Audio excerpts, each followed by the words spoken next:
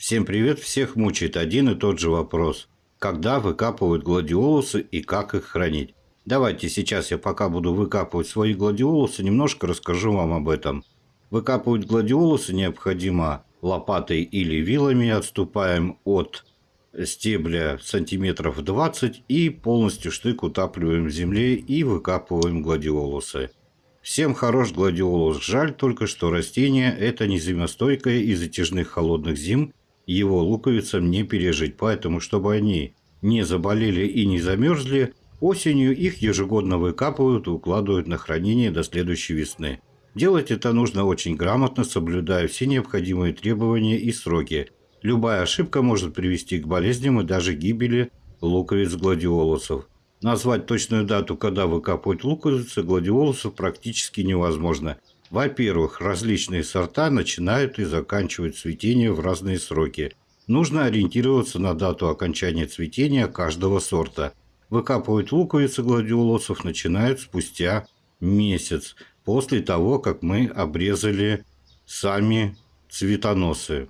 В течение этого периода луковица продолжает дозревать за счет питательных веществ, которые перетекают в нее из надземной части, поэтому никогда не торопитесь срезать увядающее растение. Это приведет к тому, что луковица не успеет дозреть и сформироваться перед закладкой на хранение. Второй важный фактор, сигнализирующий о необходимости выкопки луковиц гладиолуса – температура воздуха. Она не должна опускаться ниже плюс 8 градусов.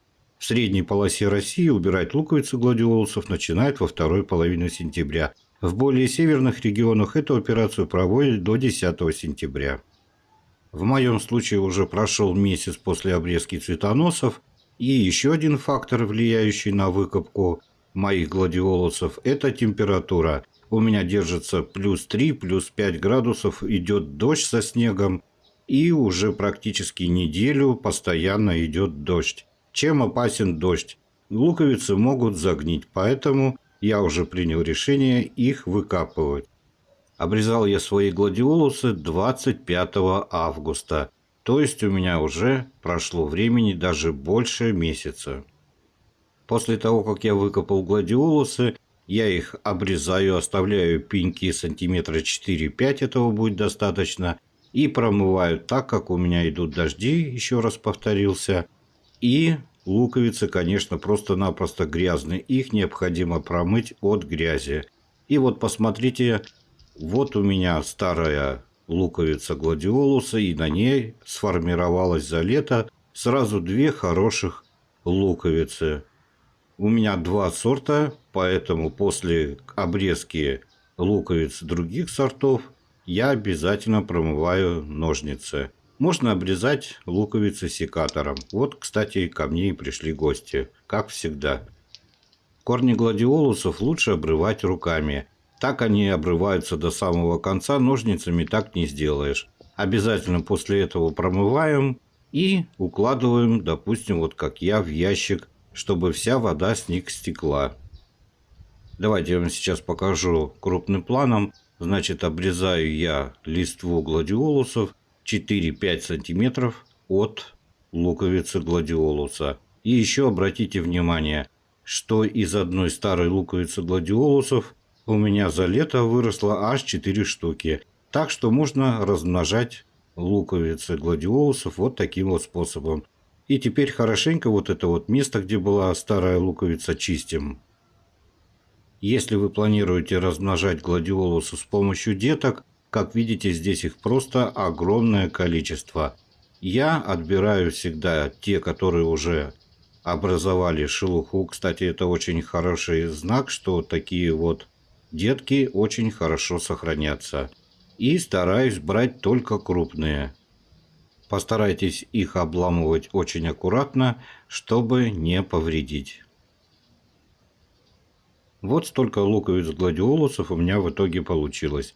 Я сажал ровно 9 штук. В итоге у меня получилось 25 штук. Согласитесь, очень хороший результат. И я, конечно же, оставил такие самые крупные детки гладиолусов. Вот они у меня. Сейчас я их промою под проточной водой и буду также обрабатывать, как и большие луковицы гладиолусов. И сейчас я вам все это покажу. Обязательно обрабатывайте луковицы гладиолусов перед хранением. Я буду использовать вот такой вот препарат, который называется Максим. Очень хорошее и проверенное средство. Здесь очень удобная инструкция. 2 мл разводится на 1 литр воды. Внутри находится ампула с красным веществом. Вот так вот она надламывается. И нам осталось только развести это средство в воде. Развел я этот препарат. И теперь сюда отправляем луковицы гладиолусов. И сюда же я отправлю детки гладиолусов. И будем все это выдерживать ровно 30 минут. Обязательно обработайте луковицы гладиолусов в этом препарате. Он защитит наши луковицы от грибковых заболеваний. Если у вас, вы заметили, что на луковицах гладиолусов есть такие вредители трипсы, то необходимо их еще обработать, допустим, фуфаноном, перед тем, как вы обработаете их Максимом. Прошло у меня ровно 30 минут, и теперь вынимаем из этого раствора наши луковицы гладиолусов и даем стечь полностью этому раствору. Ни в коем случае после обработки не промывайте водой луковицы гладиолусов. Сейчас я достану большие, а потом через сито солью и выловлю все детки гладиолусов. У меня опять хочет начаться дождь, поэтому ждать я сильно не буду, поэтому беру я бумажные полотенца и хорошенько обмакиваю луковицы гладиолусов и укладываю в картонную коробку. Хранить гладиолусы я буду вот в этой картонной коробке ровно 45 дней в сухом теплом помещении при температуре плюс 25 градусов, регулярно переворачивая и посматривая на предмет появления гнили и каких-либо признаков других болезней. После просушивания луковицы гладиолусов и их детки укладываются на хранение. Условия для правильного хранения луковиц гладиолуса. Температура воздуха в помещении должна быть плюс 3, плюс 5 градусов. Влажность в помещении 70%.